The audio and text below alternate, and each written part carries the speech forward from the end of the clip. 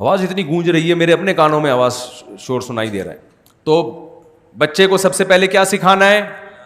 اللہ سکھانا ہے. اور جو آج کل نظریات ایتھیزم کے چل رہے ہیں نا، کھرچ کھرچ کے اس کی کھوپڑی سے نکالنے ہیں کہ یہ نہیں ہو سکتا. دوسرے نمبر پر اس کو توحید سکھانی ہے.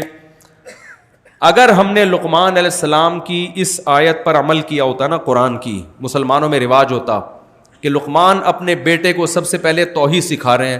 اگر ہندوستان میں بر صغیر میں اس کا رواج ہوتا تو آج مزار پرستی ہوتی؟ بولتے کیوں نہیں؟ داتا دربار پہ جو کچھ ہو رہا ہے، اور قوالیاں اور دھمال اور سردے اور طواف اور فلانا اور ڈمکانا. عرب، سعودی عرب کے نصاب میں توحید شامل ہے، اسکولوں کے نصاب میں. یہی وجہ ہے کہ وہاں لوگ مشرک نہیں ہوتے، کوئی بھی نہیں ہے، شرک کا نام و نشان نہیں ہے سعودی عرب میں. کیوں؟ پہلی جماعت سے بچے کو توحید سکھائی جاتی ہے. ہمارے یہاں توحید کا چیپٹر ہے ہی نہیں، کہیں بھی نہیں ہے. بس مبہم باتیں کی جاتی ہیں. اسلام بڑا اچھا مذہب ہے، پڑوسیوں کے حقوق اور تھوڑے بہت ابا اماں کے ہلکے پھلکے سے سکھا دیے. تو دوسرے نمبر پہ بچے کو سکھانا ہے بھائی کیا ہے توحید. توحید کو ایکسپلین بھی کرنا ہے بچے کے سامنے. ورنہ ہوگا پتہ ہے کہ اگر آپ نے توحید مبہم سکھا دی کہ ایک خدا ہے، تو عیسائی بھی کہتے ہیں خدا کتنے ہیں؟ ایک ہے. ہندو بھی کہتا ہے بھگوان کی اصل بھگوان کتنے ہیں؟ کل ایک ہندو کا میں نے کلپ سنا، کسی نے پوچھا مسلمانوں کا تو ایک ہی خدا ہے، ہمارے اتنے سارے کیوں ہیں؟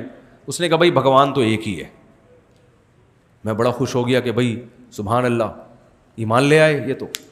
پھر آگے اس نے کہا کہ آپ کے اتنے روپ ہیں، دیکھو آپ کسی کی بیوی ہو، آپ کسی کی ماں ہو، وہ ماں کا روپ الگ ہے، بیوی کی حیثیت سے آپ کا روپ الگ ہے، بیٹی کی حیثیت سے. تو ایسے ہی بھگوان تو ایک ہی ہے لیکن اس کے بہت سارے روپ ہیں. تو یہ والا روپ بھی ہے، یہ والا روپ بھی، یہ والا بھگوان، یہ والا بھگوان، یہ سب اس کے روپ ہیں. اصل کیا ہے؟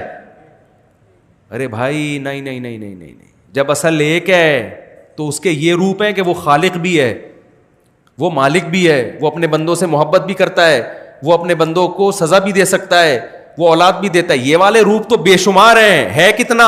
ایک. تو جھکنا اس کے آگے ہے. نہیں ہے بات، یہ مثال غلط ہے، یہ صحیح مثال نہیں ہے.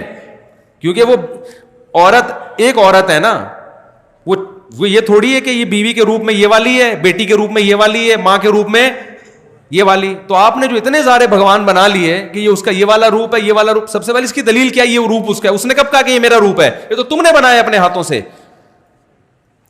آپ اپنے ہاتھ سے کوئی چیز بنا کے بھگوان کی طرف منسوب کر دو تو جو اوریجنل بھگوان ہوگا اس کو غصہ آئے گا کہ نہیں آئے گا؟ کہ تم نے مٹی گارے سے کیچڑ سے بنائی ایک چیز کو، آنکھیں لگا دی اور ناک لگا کے تم بول رہے ہو کہ یہ اس کا روپ ہے. انسان یہ جرم برداشت نہیں کرتا تو خدا یہ جرم کو کیسے برداشت کرے گا؟ تو بہت بڑا ظلم ہے. اللہ نے کہا میں ایک ہوں.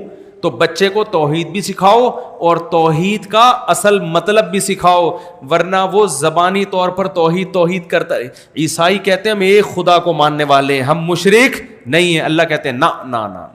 تم جب عیسیٰ کو اللہ کا بیٹا کہتے ہو اور عیسیٰ سے مرادیں مانگتے ہو تو جو خدا کا حق تھا اس میں تم نے عیسیٰ کو خدا کے ساتھ شریک کر لیا. تم زبان سے 100 دفعہ کہو میں خدا کو مانتا ہوں، اللہ اس دعوے کو تسلیم کرنے کے لیے تیار نہیں ہے. اس کی مثال ایسے ہے، آپ کی بیوی نے کہا کہ میرا میاں تو صرف ایک ہی ہے، میں صرف تمہیں اپنا شوہر مانتی ہوں، لیکن اس نے شوہر والے تعلقات دوسرے سے بھی رکھے ہوئے،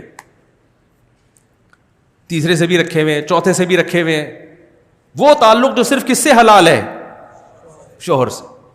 شوہر کہتے ہیں بیگم یہ کیا بات، میرا دوست آیا بڑے حسس کے بات کر رہی ہو، آپ اس کے ساتھ سفر میں راتیں گزار رہی ہو. وہ کہتی دیکھیں میں محبت میں شرکت کی قائل نہیں ہوں، میرا ہسبینڈ صرف تم. اور شرٹ پہ بھی لکھ کے لگایا ہوا ہے صرف تم، جیسے رکشے کے پیچھے لکھا ہوتا ہے نا صرف. پڑھا ہے آپ لوگوں نے رکشے کے پیچھے لکھا ہوتا ہے نا صرف تم.